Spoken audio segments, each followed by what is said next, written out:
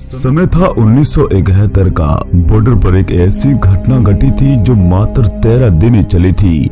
उन 13 दिनों की दास्तान सुनोगे तो हैरान रह जाओगे। तारीख थी 3 दिसंबर 1971 की। सर्दियों का मौसम चल रहा था। फौजी भाई बॉर्डर पर मुस्तैद थे। तभी सरहद को चीरकर पड़ोसी ने एक नापाक चाल चली थी और अचानक हमें भी एक जंग में शामिल होना पड़ गया था। मगर जंग का अंजाम ऐसा होगा, ऐसा तो पाकिस्तान ने भी नहीं सोचा था।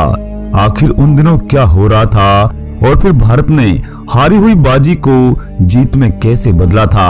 आप देख रहे हो यूनिक डिस्कवरी यूट्यूब चैनल और मैं हूं आपका दोस्त मास्टर महिपाल।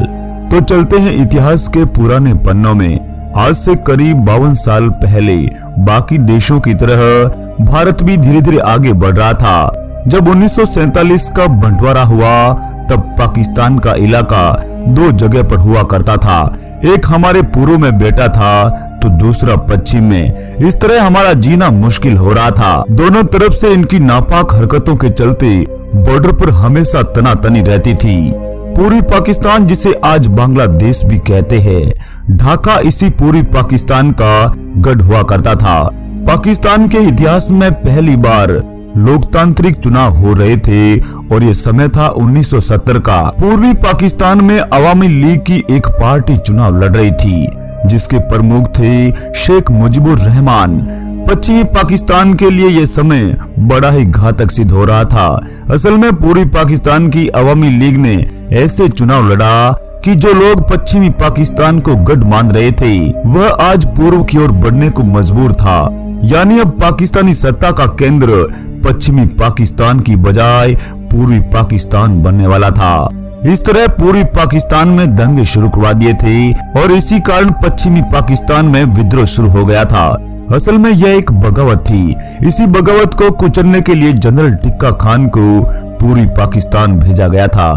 जनरल टिक्का खान एक जालिम जनरल था। बलूचिस्तान का विद्रोह उसने अपनी बर्बरता से ही दबाया था।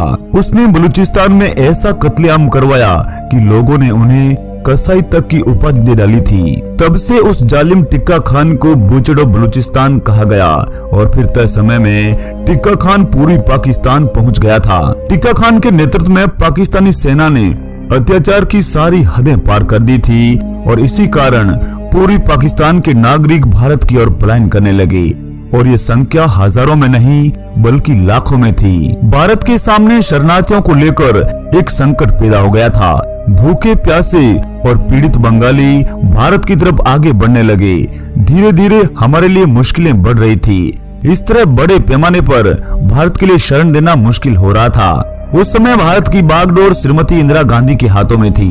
श्रीमती इंदिरा गांधी जानती थी कि समस्या का स्थायी हल ढूंढना होगा और फिर आनंद फानंद में ही एक मीटिंग को बुलाया गया और उसी मीटिंग में मौजूद थे भारत के field marshal Sam Manekshaw. Indira Gandhi ने सेना अध्यक्ष फील्ड मार्शल सैम मानेकशॉ को कहा कि शरणार्थियों की समस्या का जिम्मा अब आपके हाथों में है और कहा कि जितनी जल्दी हो सके पूर्वी पाकिस्तान में सैन्य कार्रवाई की जाए। मगर उस वक्त अप्रैल का महीना था। सैम मानेकशॉ ने भी इंदिरा गांधी को साफ साफ कह दिया था कि इस समय युद्ध ठीक नहीं है और फिर उन्होंने युद्ध टालने का भी आग्रह किया था। असल में उस समय मौसम बेहद ही खराब चल रहा था और बंगाल वाले इलाके में अक्सर बाढ़ और तूफानों की आवाजाही रहती थी। बाढ़ और तूफानों में सेना के लिए लड़ना बड़ा ही मुश्किल होता है। मगर दूसरी तरफ पश्चिमी पाकिस्तान का इलाका सूखा रहता था तो ऐसा भी संभव था कि पश्चिमी पाकिस्तान भारत पर भारी पड़ता। इसीलिए सैम मानेकशॉ ने सही समय आने का इंतजार करने के लिए कहा था। मगर तब तक पाकिस्तानी जनरल टिक्का खान अत्याचार की हदें पार कर रहा था। करीब 30 लाख लोगों को मौत के घाट उतार दिया था। हर तरफ हाहाकार मचा रखा था और उनमें से करीब 4 लाख माँ बहनों के साथ बलात्कार भी किया था और वह भी अपनों के सामने। यह एक ऐसा दृश्य था जो पूरी मानव जाति के लिए बर्बरता से भरा पड़ा था। मगर इस खौफनाक मंजर ने पूरी दुनिया को हिला कर रख दिया था और अब टिक्का खान को बंगाल का कसाई कहा जाने लगा। मगर जब अंतर्राष्ट्रीय दबाव डाला गया तो फिर पाकिस्तान ने भी एक फॉर्मेलिटी को अंजाम दे दिया था। पाकिस्तान ने टिक्का खान को पद से हटाकर जनरल नियाजी को पूरी पाकिस्तान की बागडोर संभाल दी थी। पाकिस्तान ने टिक्का खान को पद से हटाकर नियाजी को पूरी पाकिस्तान की बागडोर थमा दी थी। पाकिस्तान के दोनों भागों पर भारतीय सेना तैनात थी, मगर अधिक सेना पूरी पाकिस्तान के इर्द गिर्द मौजूद थी। इस समय भारत दो मोर्चों के साथ युद्ध लड़ रहा था। साथ ही भारत पूरी पाकिस्तान की मुक्ति वाहिनी सेना को भी अंदर ही अंदर मजबूत भी कर रहा था, ताकि पाकिस्तान से टकराया जाए।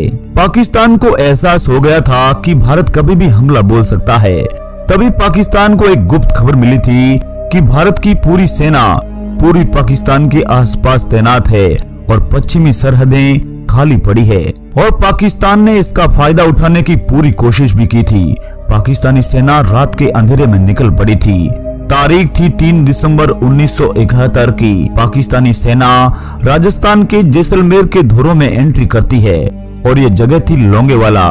जब देर रात भारतीय जवानों की एक पेट्रोलिंग पार्टी वहां से गुजर रही थी, तो उन्हें पाकिस्तान की तरफ से कुछ आवाजें आती हुई सुनाई दी, और कुछ ही देर में ये साफ हो गया था कि ये आवाजें पाकिस्तानी टैंकों की है, जो कि लोंगेवाला पोस्ट की तरफ आगे बढ़ रहे थे।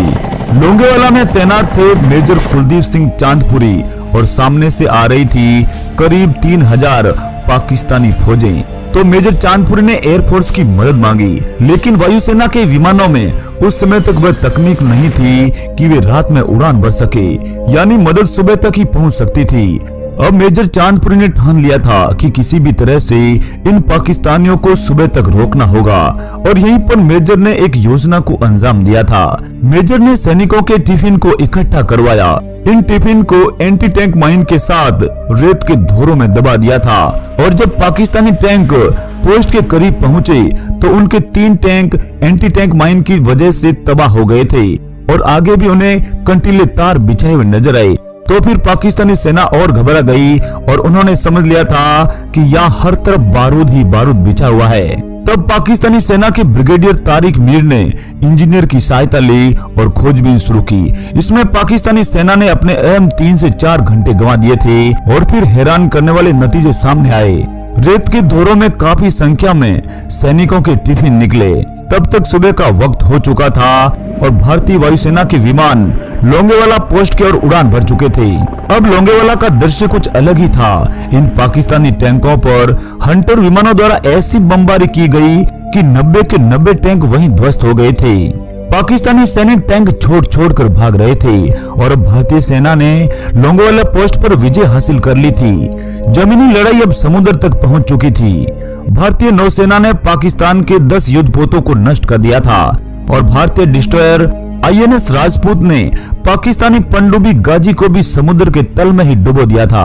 इसके अलावा भारत ने पाकिस्तान के 12 तेल टैंकरों को खाक कर दिया था। अब पाकिस्तानी नौसेना लड़ने की स्थिति में बची ही नहीं थी। हालांकि इंग्लैंड और अमेरिका ने पाकिस्तान की मदद भी खूब की थी।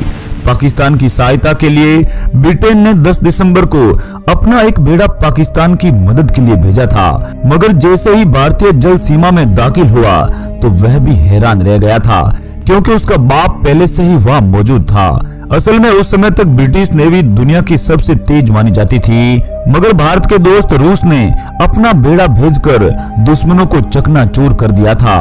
रूस को वहां मौजूद देखकर ब्रिटिश नेवी को मजबूरन भागना पड़ा था। तब तक पाकिस्तान की मदद के लिए अमेरिका ने भी अपना सबसे खतरनाक बेड़ा भारत की ओर रवाना कर दिया था।